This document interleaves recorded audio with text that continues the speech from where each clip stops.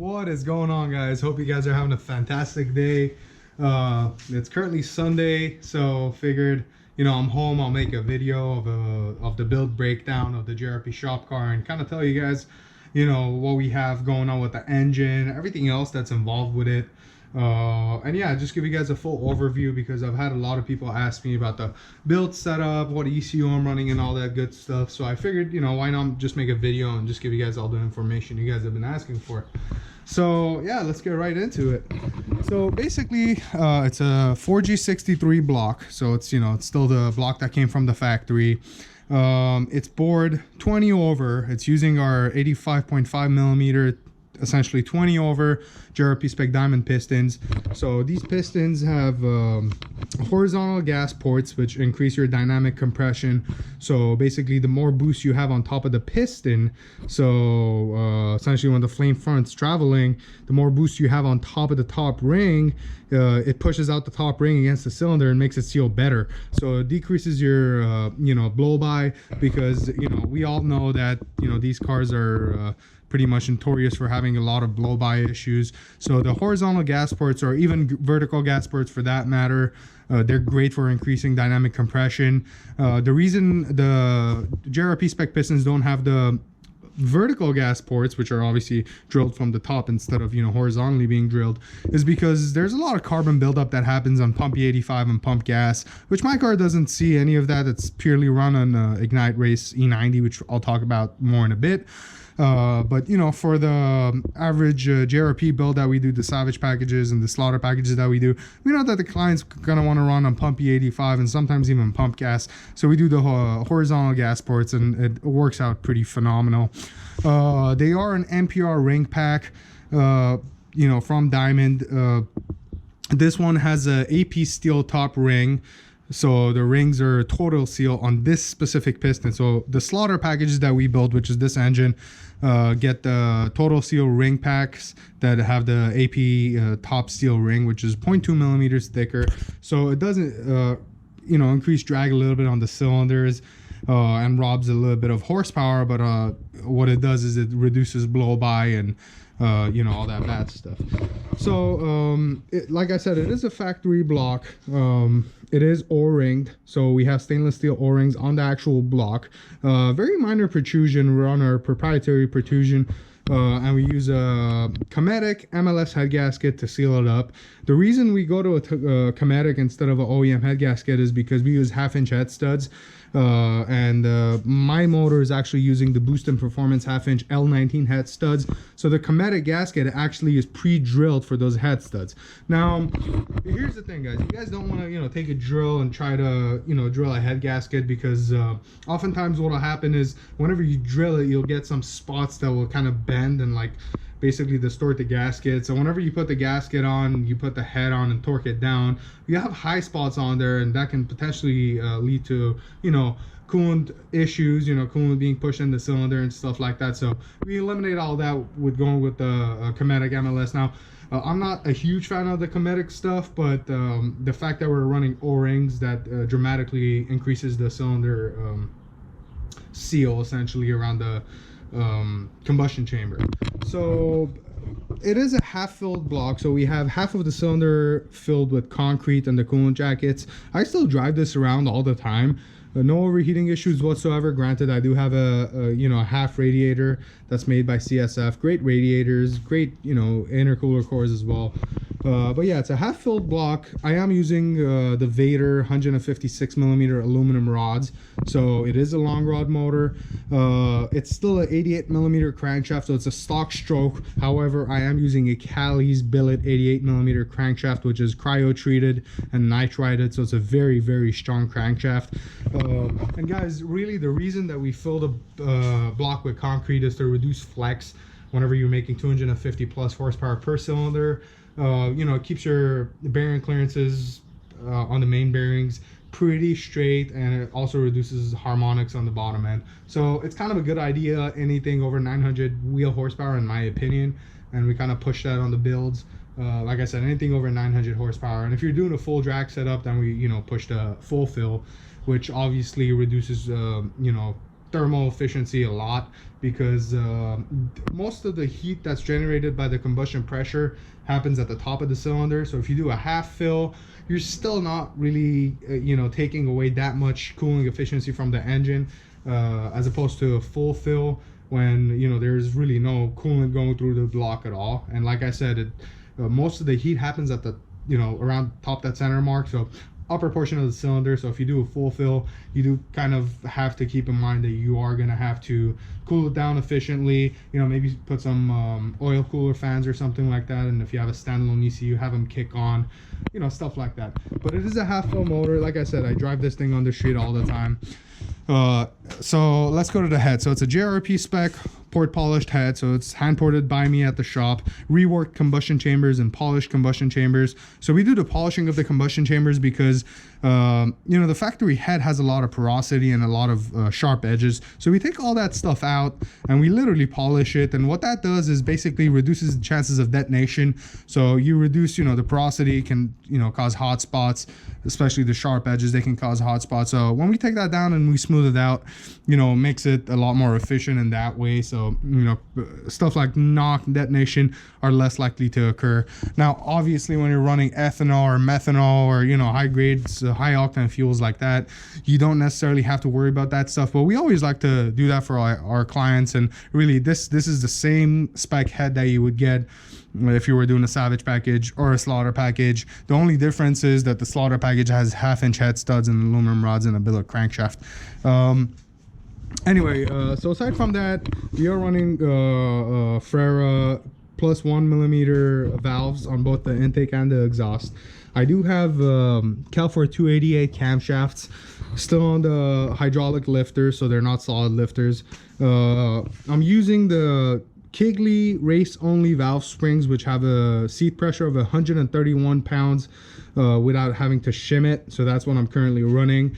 Haven't ran into any valve float issues or anything like that. And this car is currently running at 48 pounds of boost, holding steady to a red line, and I'll show you guys in a second in the log. Coming up over here, we're running the Apex powered R35 GTR ignition coils. So I run about 4 milliseconds of dwell on these bad boys, which is a lot of dwell, but this allows me to open the gap up to about 20 thousandths, and I have no spark blowout issues, you know, versus if you go to your conventional Denso or NGK coils, you know, you're gonna have blowout issues and you have to drop the gap dramatically, which, you know, affects drivability on, and, you know, part throttle stuff, and it's really not fun driving around. This car is a dream to drive around, honestly. It's not even, it doesn't even feel like a race car until you step on it. And talking about stepping on it, let's go to the turbocharger. This is a Force Performance / Zona Rotor Super 99. So this is the old school one before they went to the Zona 103 or 105. I'm not sure what they call that, but it's supposed to be in a water cooled and an oil cooled turbo, but I'm not running any water lines into it. I don't have any issues with that right now, but later on I'm going to implement that in there as well. Moving on to the wastegate, I'm running a 44mm tile wastegate with about 30 pounds of spring in there. And like I said, it's about 48 pounds of boost right now, holding to red line. So that's the turbo setup. This is the 0.82 AR from Tile. This is what they offer. And then I also have a Sheepy Elite kit. So it's the manifold and the up pipe for the exhaust and the up pipe for the wastegate, which is kind of loose right now, as you guys can see, but that's because I don't have the proper clamp on there. But it's not really a problem because once the hood comes on there, it holds this thing secured, but I do have to replace that. Anyway, moving on to the intake manifold, we have a Magnus V5 intake manifold that's unported, so it's, you know, the way you get it from Magnus. I have an S90 74mm throttle body with the Magnus adapter, so I did have to actually hand port this to match the throttle body. I have one rail. It's an AEM 1/2-inch rail, so it's nothing, you know, ginormous. It's not like a Magnus rail or anything.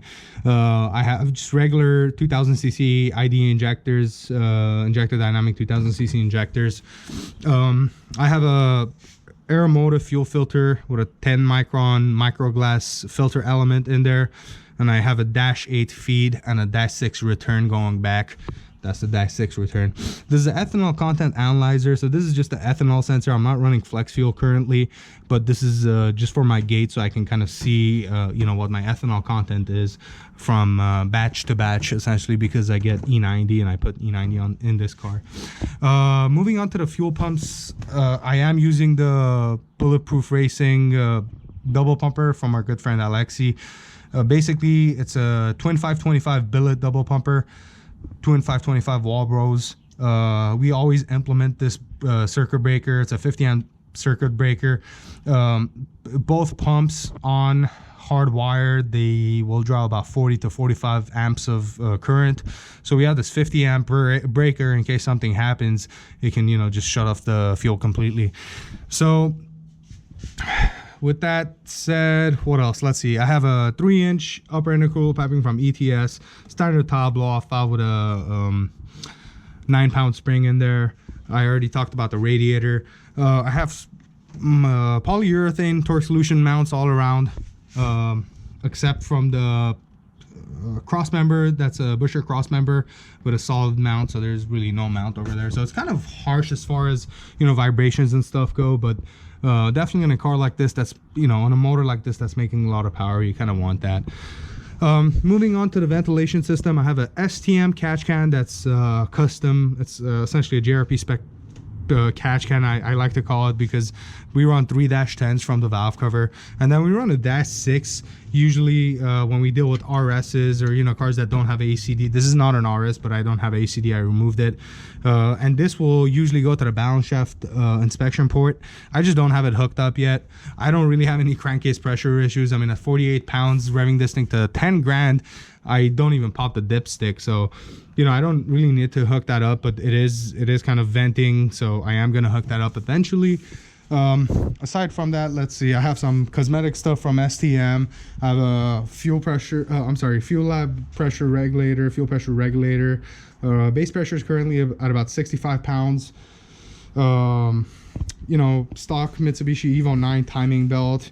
You know, nothing crazy here. Obviously, balance shaft delete, you know, JRP spec balance shaft delete, and you know, king bearings, you know, all the other stuff that we use, you know, for our client builds. It's essentially what you can get from us for your motor. There's nothing really special about this. Intake air temperature sensor for the Link ECU that I'm running, so I can, you know, pull ignition timing and add a little bit of fuel if it gets too hot, which it rarely does because I have a front-facing turbo. Other than that, let's see if I'm missing anything. Okay, fuel pressure sensor over here for the Link again, so I can implement that fail-safe feature. And the injectors can actually compensate if there's a drop in fuel pressure.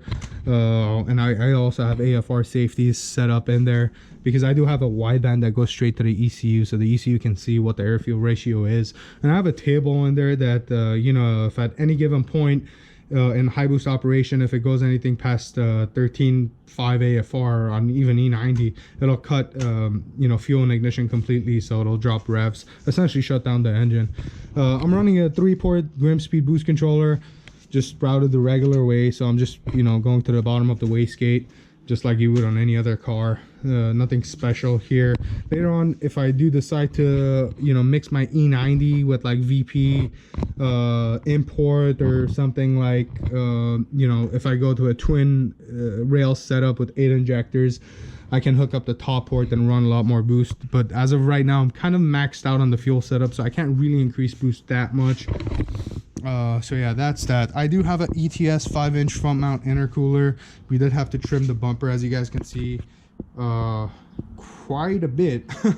So actually our good tech Jacob handled that for me and had to basically rivet these you know, shutters for me on there because of the amount of material that we took off, so we couldn't really you know, put that thing back on there, so it's riveted now.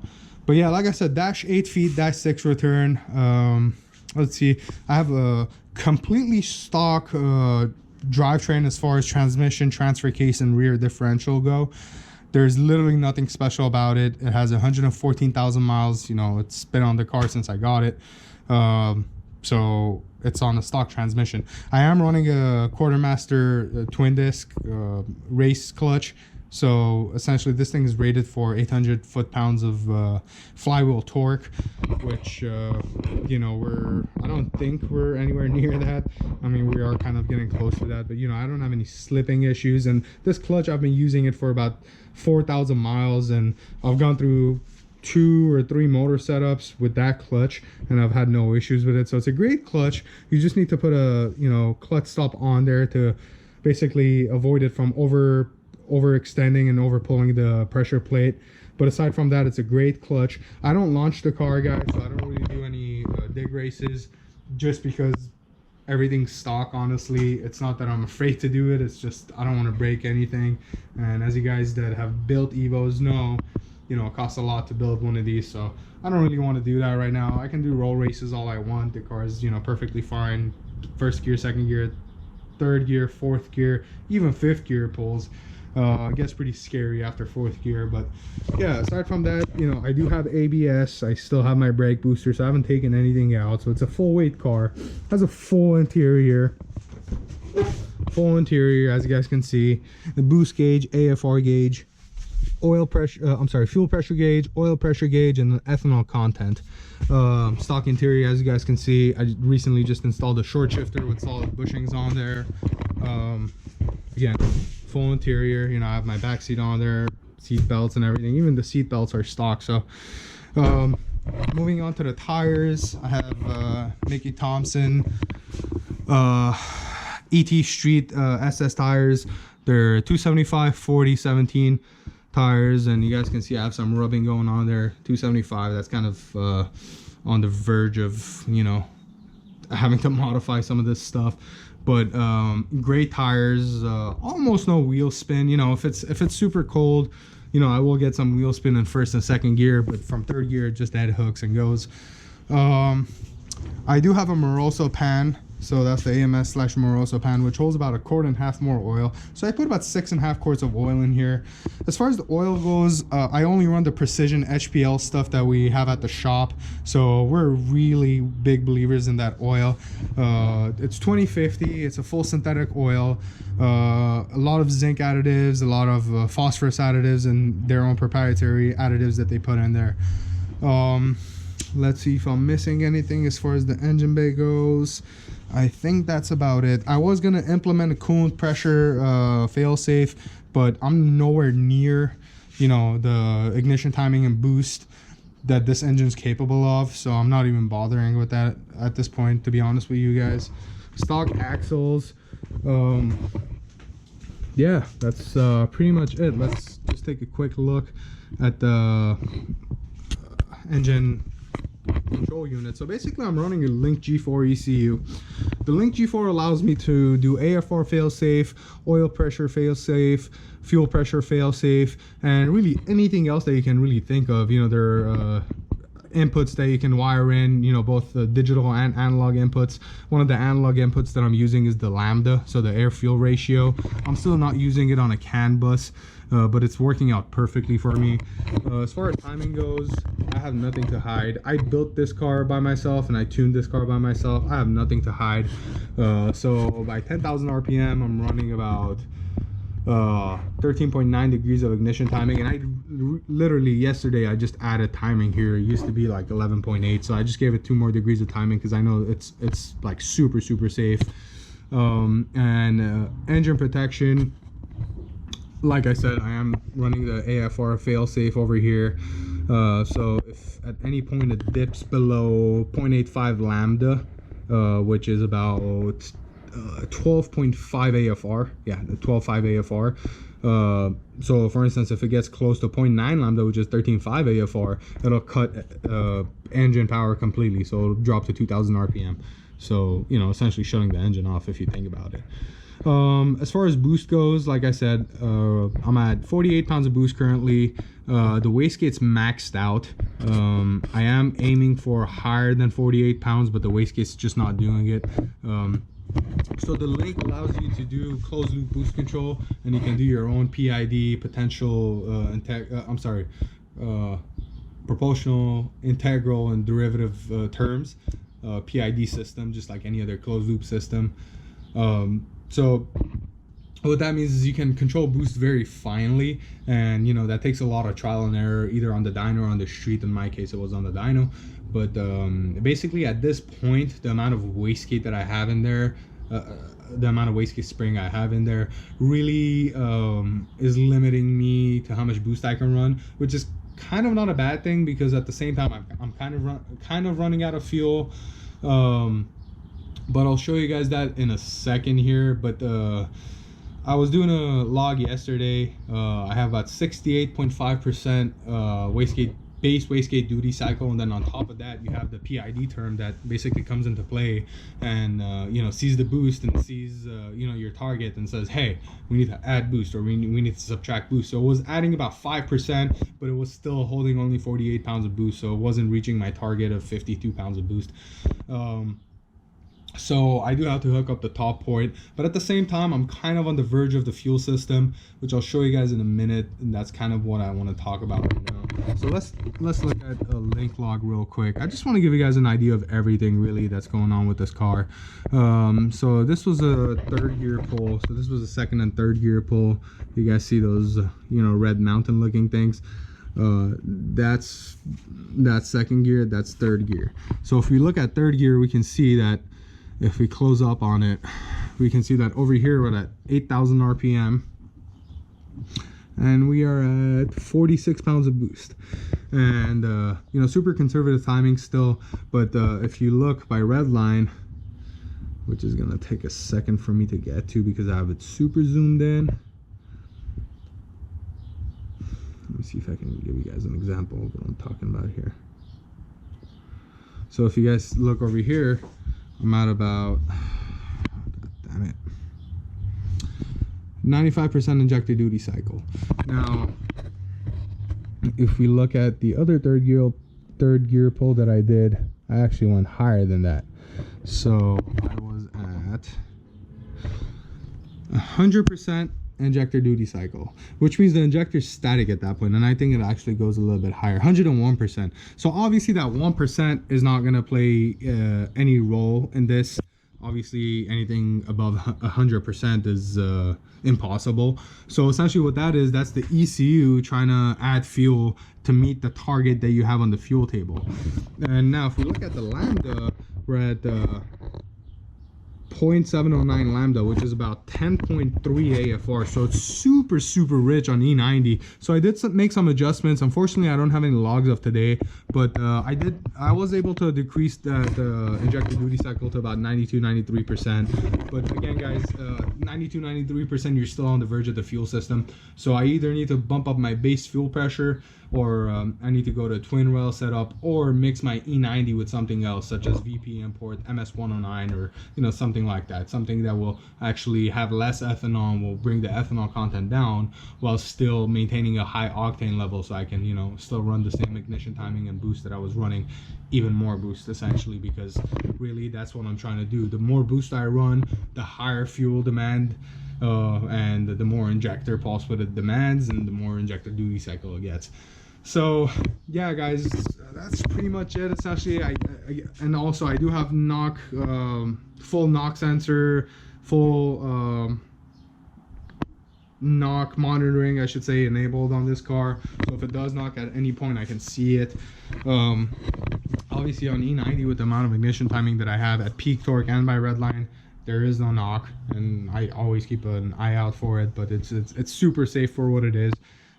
Put down about 970 on our Mustang dyno before I made those adjustments, before it would go to 48 pounds and dip to like 44 pounds. Now it's holding 48 pounds steady. So we're gonna put it on the dyno probably sometime next week. We're waiting for another batch of E90, and let me go to that real quick. So E90 is actually made by Ignite Racing Fuels. It's 114 octane, and it's 90% ethanol. They have the other 10% is race gas that they mix with it. They don't really disclose what it is. Jay, the owner of Ignite Racing Fuels, is a good friend of mine, but I bugged them time and time again, but he just wouldn't tell me what it is. But I have a firm, I actually have, I believe that there is a slight amount of methanol in there as well, because we were having some issues with the fuel lines being chewed up and stuff like that. Yeah, that's what E90 is. It's 114 octane, 90% ethanol fuel. It's an awesome fuel. It's not as expensive as VP, but it still does get kind of pricey. That's what I'm running. That's what Chris is running on his car. Chris from Supercar Suspects. That's what I tuned his car on. But yeah, that's the fuel I'm running, in case you guys were wondering. Aside from that, I don't think I've missed anything. If you guys have any questions, you know, feel free to drop it in the comments. Give this video a like, subscribe, share this video, you know, get the word out there. The more followers we get, the more subscribers we get, the more content we're gonna want to put out there. So yeah, guys, I hope I answered all your questions, and if there's anything that I left unanswered, please feel free to ask. Thank you guys, and have a great Sunday.